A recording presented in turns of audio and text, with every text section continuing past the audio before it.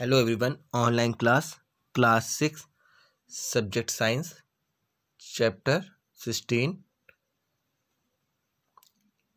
dealing with wastage, कचरे से निपटना.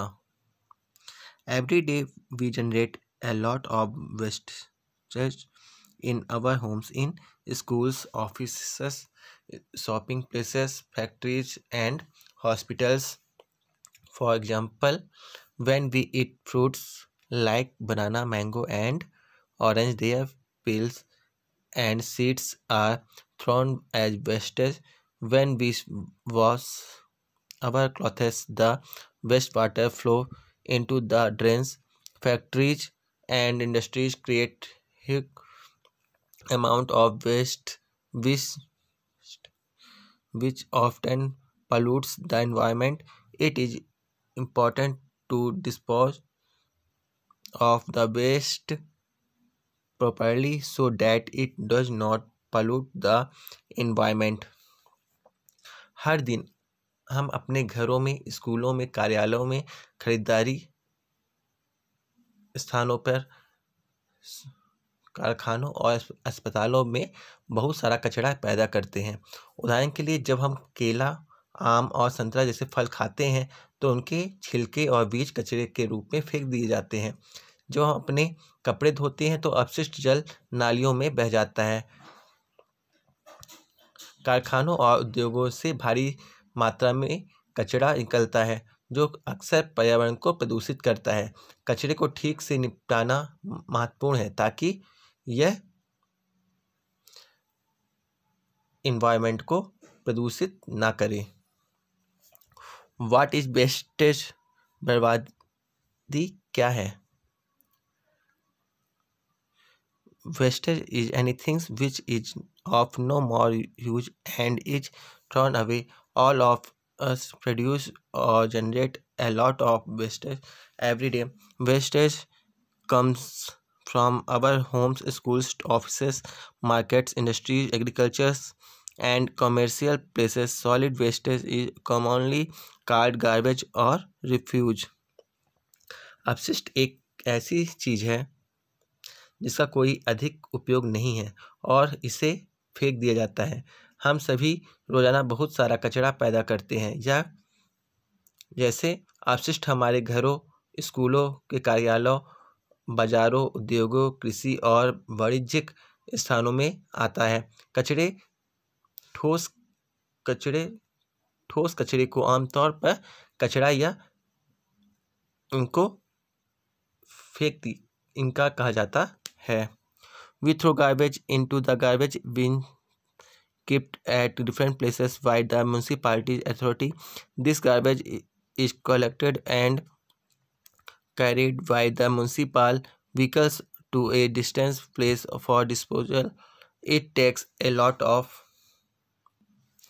times for the garbage to break down into smaller pieces and get decomposed. Some materials such as plastics do not decompose and accumulate on the ground, creating unhygienic conditions. Some waste materials are gaseous wastage such as carbon dioxide gas. Some wastage materials are liquid wastage such as sewage.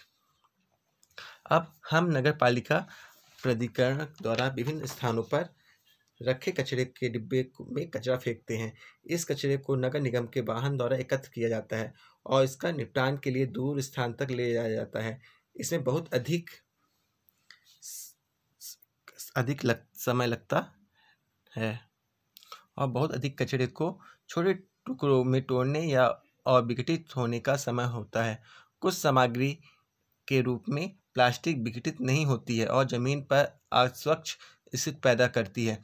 कुछ अपशिष्ट पदार्थ carbon dioxide gas के रूप में गैसीय अपशिष्ट होते हैं. कुछ अपशिष्ट पदार्थ तरल अपशिष्ट होते हैं जैसे सीवेज.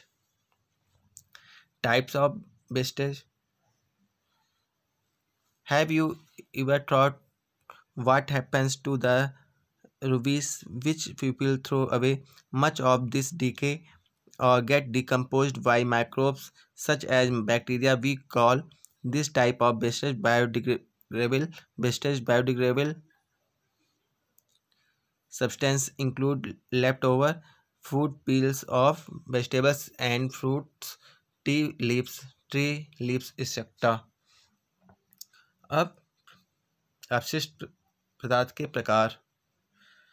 क्या आपने कभी सोचा है कि उसे कूड़ेदान का क्यों क्या होता है जो लोग फेंक देते हैं? इस क्षय के अधिकांश जीवाणुओं जैसे जीवाणु द्वारा विघटित हो जाते हैं। हम इस प्रकार के अपशिष्ट को बायोडिग्रेडेबल अपशिष्ट कहते हैं।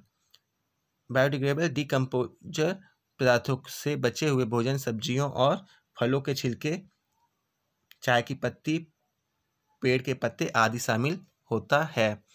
Other kinds of wastage will not decay because it is made of materials on which microbes cannot live. This type of wastage is called non-biodegradable wastage. If you throw an apple core into a hedge, it will eventually decay.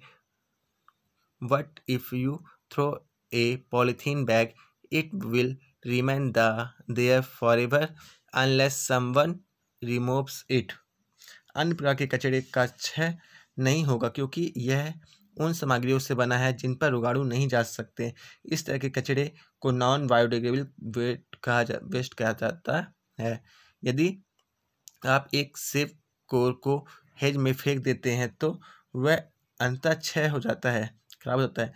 लेकिन अगर आप एक polythene bag फेंकते हैं तो यह हमेशा के लिए रहेगा जब तक कि उसका कोई इसे हटा नहीं देता। In some cities and towns, separate bins are provided to collect biodegradable and non-biodegradable wastage. The blue bin is non-biodegradable wastage and the green bin is for biodegradable wastage. कुछ शहरों और कस्बों में बायोडिग्रेडेबल और गैर बायोडिग्रेडेबल कचरे को इकट्ठा करने के लिए अलग अलग डिब्बे प्रदान किए जाते हैं। नीली बिन गैर बायोडिग्रेडेबल कचरे के लिए होती है और हरी बिन बायोडिग्रेडेबल कचरे के लिए होती है। डिस्पोजल ऑफ वेस्टेज, अपप्रत्यय के निपटान, अपशिष्टों का निपटान। Some man-made materials can be used again. For example, scrap metals from used car and used again. But most of them cannot be used. We must get rid of them. Getting rid of wastage materials is termed as disposal. Getting rid of rubbish is a major problem today. कुछ मानव निर्मित सामग्रियों का फिर से उपयोग किया जा सकता है। उदाहरण के लिए प्रयुक्त कारों से इसको धातु फिर से एकजुट हो जाते हैं, लेकिन उनमें से अधिकांश को पुनः उपयोग नहीं किया जा सकता है। हम इनसे छुटकारा पाना चाहिए। अपशिष्ट पदार्थों को छुटकारा पाने का निपटान के रूप में जाना जाता है, जो छुटकारा पाना आज एक बहुत बड़ी समस्या है। डिस्पोजल ऑफ सॉलिड वेस्टेज, ठोस अपशिष्टों का निपटान, ठोस कचरे का निपटान। The municipalities vehicles carry solid wastage outside the residential areas. Do you now what do they do of this wastage? They dispose it of in two different ways: land disposal and incineration. नगर पालिका के वाहन रिहायशी इलाकों में के बाहर ठोस कचरा ले जाते हैं। क्या आप जानते हैं कि वह इस कचरे का क्या करते हैं? वह इससे दो अलग अलग तरीकों से निपटान करते हैं: भूमि निपटान और भस्मीकरण। लैंड डिस्पोजल, भूमि का प्रस्ताव। Land disposal involves 3 methods. भूमि निपटान में 3 विधियाँ शामिल हैं: ओपन डंपिंग, खुले डंपिंग में। In open dumping the waste is throw openly to decay. It is a poor method of wastage disposal. When the wastage is exposed, it rots and smells foul. Moreover, open dumps provide home for many animals that spread diseases. If the wastage is burnt, it will cause smoke and foul smell in the air. In addition, rainwater can drain thought refuge and carry harmful substance to streams.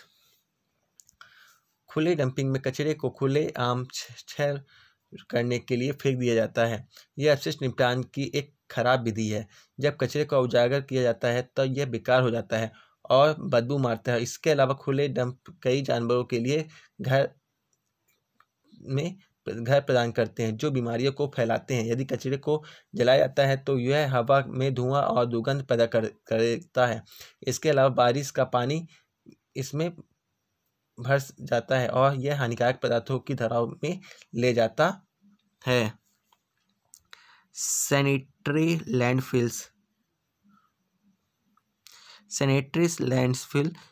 cause little damage to the environment. Deep in the open, dumping trenches are dug at a place away from the residential areas. The wastage of dumped into the trenches. The wastage are covered with the soil each day. The cover of the soil prevents insects from getting into the refuge in time. Sanitary landfill seats become filled up, then the seats are covered for the final time. Then the area can be used for recreational or other purposes. Mostly this method is used to dispose of non-biodegradable or poisonous substance. अब sanitary landfills ये बहुत कम use होता है, पर्यावरण को नुकसान देता है। रिहायशी इलाकों से दूर एक जगह पर खुली डंपिंग जो खाइयों में खुदाई की जाती है, कचरे की खाइयों में फेंक दिया जाता है। कचरे की मिट्टी के कलश से ढक दिया जाता है। मिट्टी का आवरण कीटों को इनकार करने से रोकता है। समय के साथ सैनिटरी लैंडफिल साइट भर जाती हैं और फिर साइटों को अंतिम समय के लिए कवर कर दिया जाता है, ढक दिया जाता है। फिर क्षेत्र का उपयोग मनोरंजन या अन्य उद्देश्यों के लिए किया जाता है। अधिकतर इस पद्धति का उपयोग गैर बायोडिग्रेडेबल या जहरीले पदार्थ को नष्ट करने के लिए किया जाता है। Composting. In village, people use compost pits. Compost pits are prepared by digging deep pits into the ground. People throw wastage like peels of vegetables and fruits, waste fruit, tea leaves, dried leaves, and paper bags in these pits. When the pit is filled completely, it is closed. After a few months, the wastage get decomposed. The decomposed matter is used as manure.